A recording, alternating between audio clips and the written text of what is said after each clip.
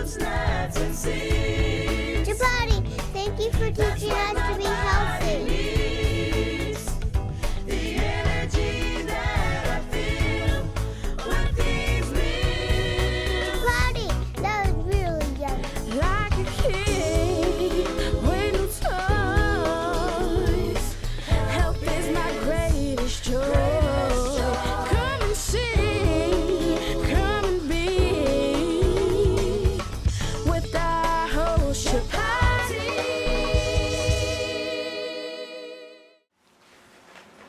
Hello and welcome to Food with Life. I am your host Chapatti, and the question I have for you is, there are three very important elements that keep us happy and full of love and life: air, water, and food. And we have a very special guest here today who can share his wisdom about all three and much more. I want to welcome our revered guest, Kashi, Namaste. who's come all the way from India to be here. You know, air, water, and food are so vital. Without any one of them, we wouldn't be who we are. Tell me your views on air and indeed the effect it can have on our well-being, our physiology, our emotions, our mental conditions, and all this. Yeah. If we look at our life, when life starts, it starts with air. And the day it ends with air. The first act of life we breathe in, and the last act of life we breathe out. And if there's one thing that we do all the time, throughout our whole life, it's breathing. Everything else comes and goes. The clothes we wear change, the food we eat changes, our height changes, our weight changes. So many things change, the skin changes, our whole body changes. Yet the breath is something that's constant in our life.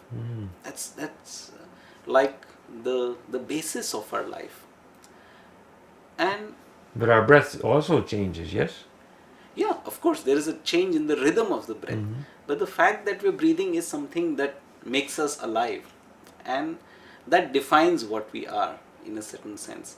In fact, when we're feeling differently, our breath changes. When I'm excited, inhalation is more. If I'm really sad, upset, exhalation is more. So in that sense, there's a deep link between what we are, how we feel, and the patterns in the breath.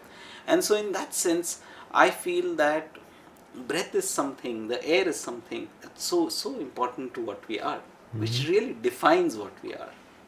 Yes, I think air is the most important of the energy forces to keep us who we are. You know, everything in life is our at least going up and down, is our mental condition, our psychology, what our emotional condition. Indeed, the breath or the air, what is the effect it has on, first we can talk about our psychology. In Sanskrit, along with air, the prana is associated. Prana. And the word prana itself means life, the electricity that keeps life going. Just like a bulb without electricity doesn't light up. Right. In the same way, life without prana is no use. So even though we call it air, there is a subtle energy to it that is much beyond, that really makes our life tick, that makes each of our cells alive. And so at a very mundane level, of course, the air that we are breathing, oxygen, all that is there. Yet there is also a quality to air. You go to some places, you feel, wow, this is so refreshing. And in some other places, it feels, oh, this is not so. There are vibes. You start feeling different with different people in different houses. So along with air, it has a definite impact on not only our physical being, but also our mental and emotional well-being, as you were saying. So, can we indeed enhance the air? How can we condition the air to have a positive influence, or maybe not such a good influence? I know if we, in a room, and we go and breathe smoke, Mm-hmm. you know, or some toxic things, the air has not a good effect, you know. Yes. And then if we get in a beautiful room with crystal clear air where it's wonderful, where we appreciate the breathing, we feel totally different. Absolutely. So I wanted you to discuss with me a bit about this question after we take a break, all right? Sure. Okay. I am your host Chapatti. We'll be right back. This is Food with Life with our special guest Kashi. Stay with us, please.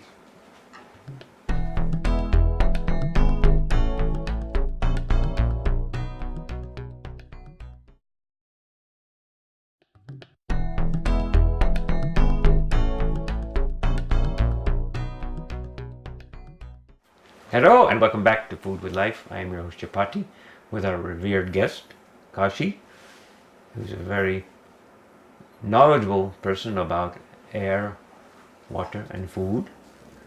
So Kashi, I was asking you a bit about, is there some way we can enhance or make the air better that we breathe, which is so important on our psychology and our emotions and things of this kind?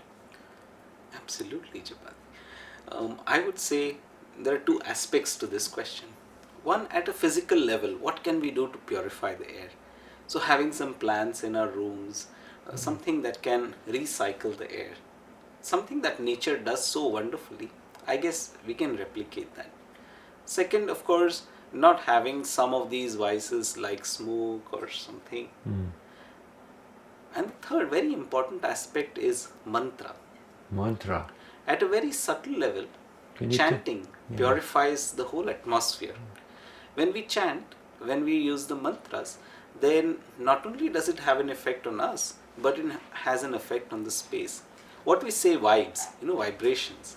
At a very vibrational level, at a very subtle level, just having some chants, that's why wind chimes or some listening to birds, staying with nature, feels so uplifting, because not only does the physical quality of air change, but also the space in which the vibrations of the space also change just by using different vibrations. Yes, I think the mantra I know is a meaningless sound.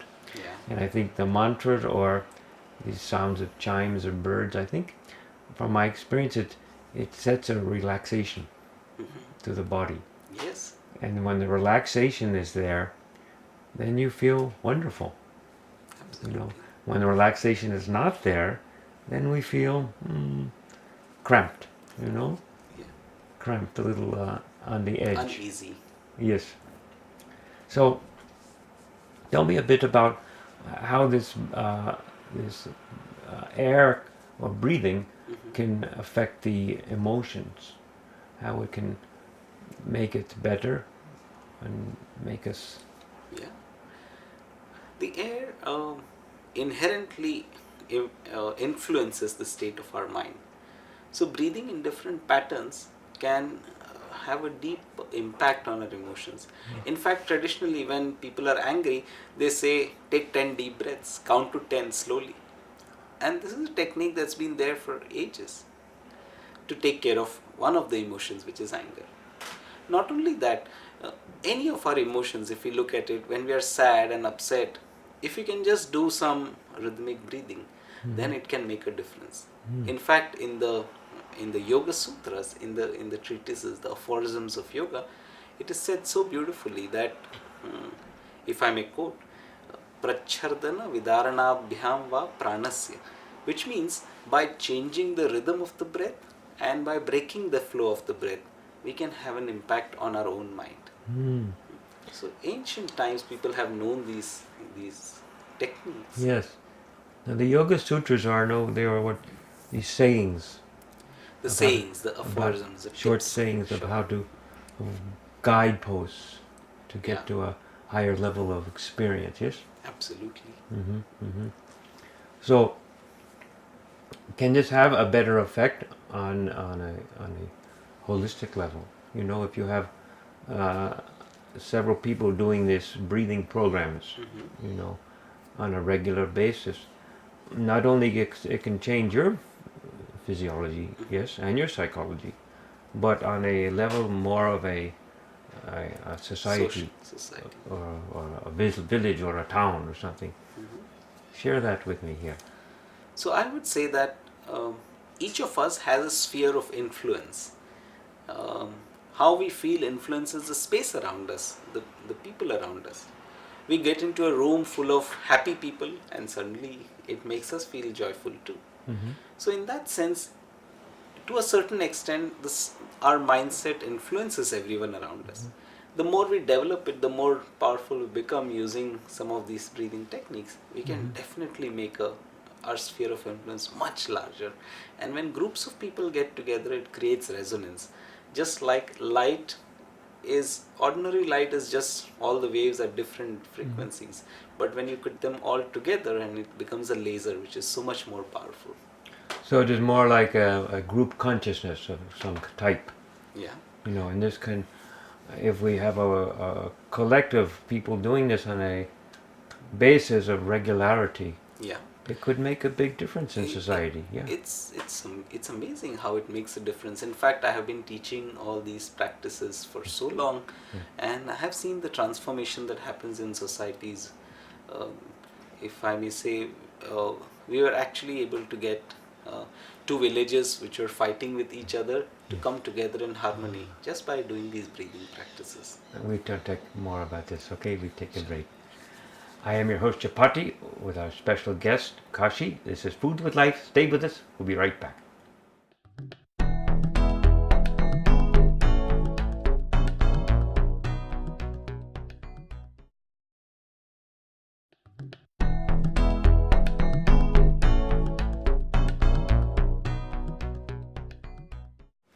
Hello once again and welcome back to Food with Life. I am your host Chapatti and we're here with our very special guest, Kashi. We were talking a bit about on a society and on this collective consciousness. How can it be that we can actually implement this into on a bigger level than just perhaps 50 or 100 people? Communities, villages, towns, states, maybe countries, and on the political side, so people begin to have this as part of their daily practice. Absolutely. I feel one of the best ways of getting through is through the schools, through our youth. Schools. As long as a child, when I'm growing up, if I can have this awareness of the right way of keeping my air clean, keeping my food clean, I guess that's going to go a long way. So we are doing a lot of programs with youth as part of our Art of Living Foundation, which I represent.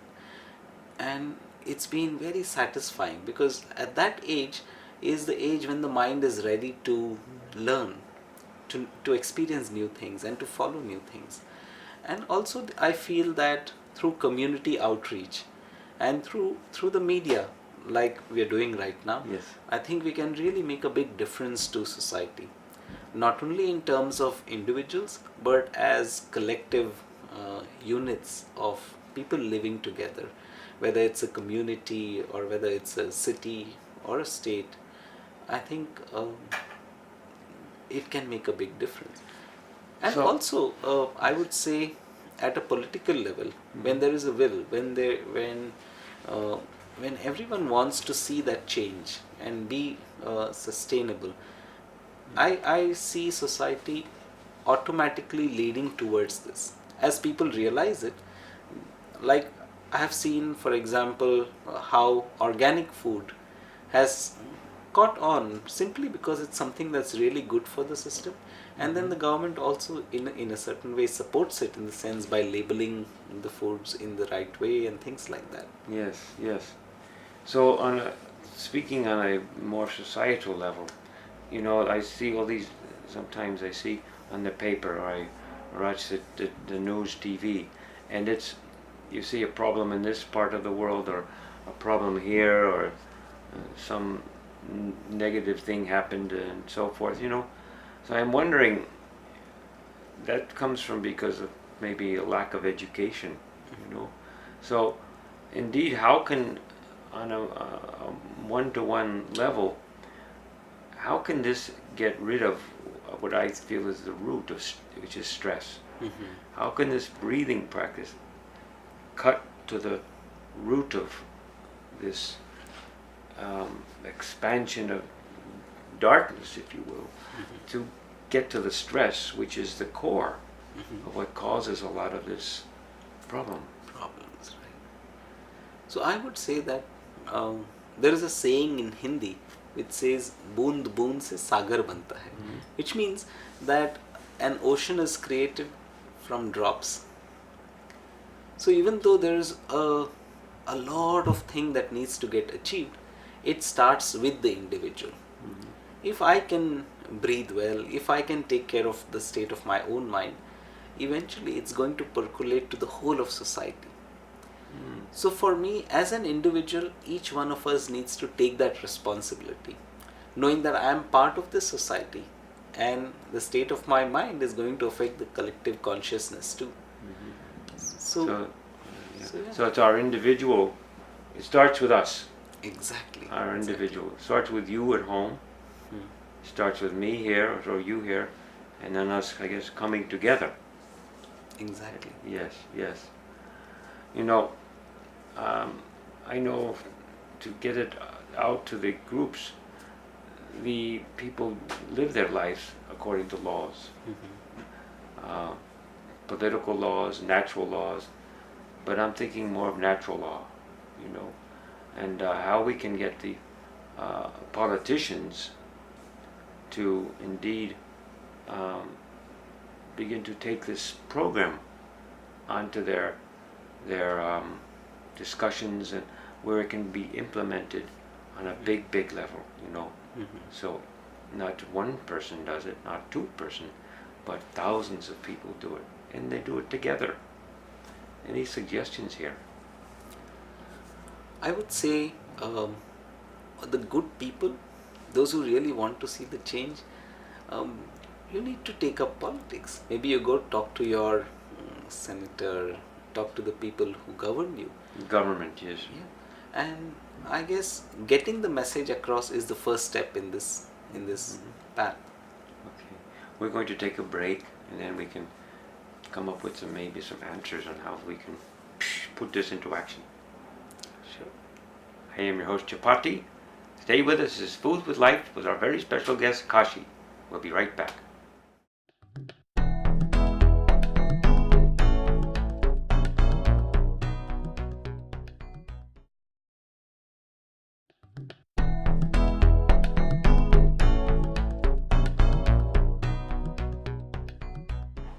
Hello and welcome back to Food with Life. I am your host Chapatti with our very special guest, Kashi, who's come all the way from India to discuss some brilliance about who we are. So we were talking a bit about getting into politicians and on a big level, so we can actually see a change in not only our individuals but in society. So there must be some groups or some organizations that maybe are trying to make this happen.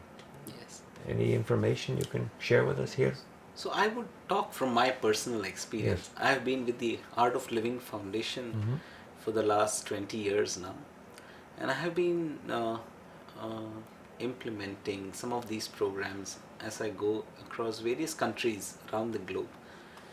Art of Living is an organization that's spread over around 152 countries around the globe. Wow. And we have programs for youth, for children, for adults. We tailor make programs for corporates, for communities. And these programs, which we call the Art of Living, it's about the art of living.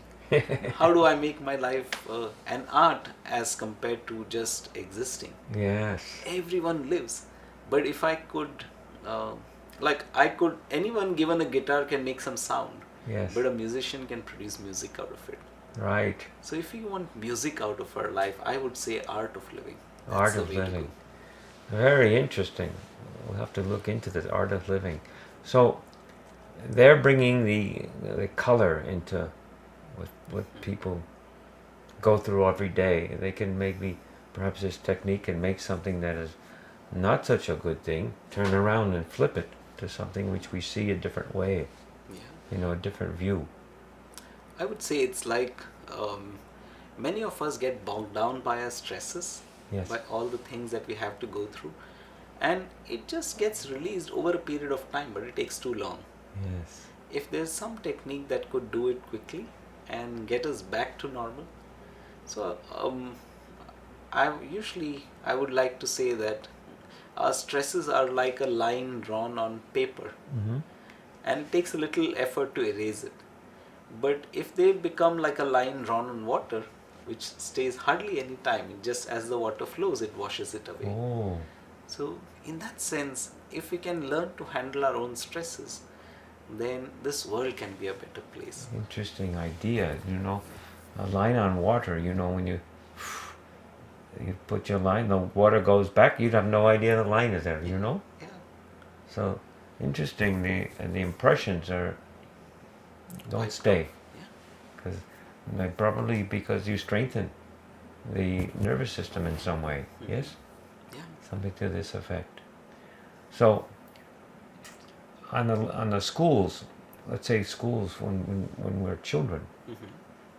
what types of things can we do for children at home to take back, or maybe to share with the mothers and fathers? Yeah, I would say for children, the best thing is to give them that innocence. Somewhere I feel with so much information, innocence is lost.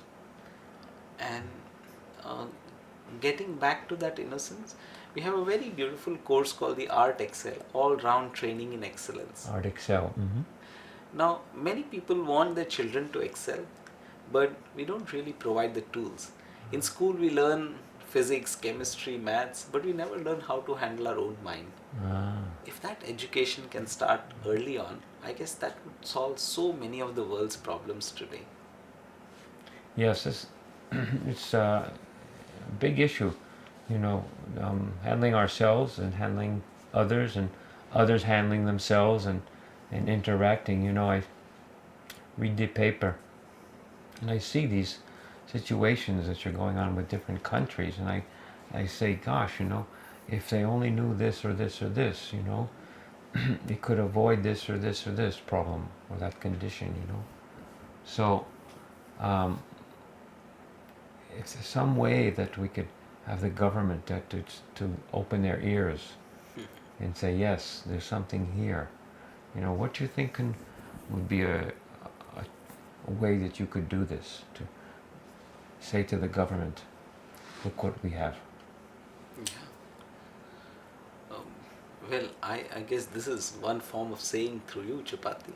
You have a very popular show. Maybe there's someone out there listening, and I usually say it's like a farmer throws the seeds out, and throwing the seeds is the farmer's job. Mm-hmm. But the seed, whether it will sprout or not, depends on the ground where it's fallen. So I do this. Through all the media that's available to me, through all the manner that's available to me, I just shout it out. I say, Shout it "Hey." out. And maybe each one of us on this show, watching this show, could also do the same thing.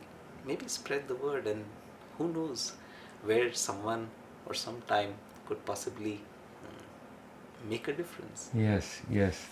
Beautiful, beautiful.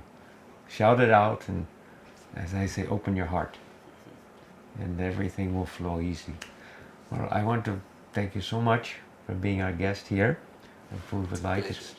It's more than a blessing to have you, and we see you soon, we hope, somewhere. Sure. I am your host, Chapatti. Thank you very much for watching Food with Life. Have a look at Art of Living, and open your eyes and ears, and things can happen.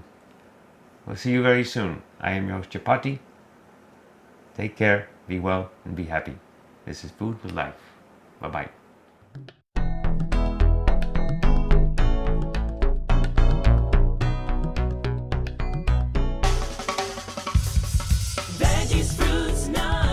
see.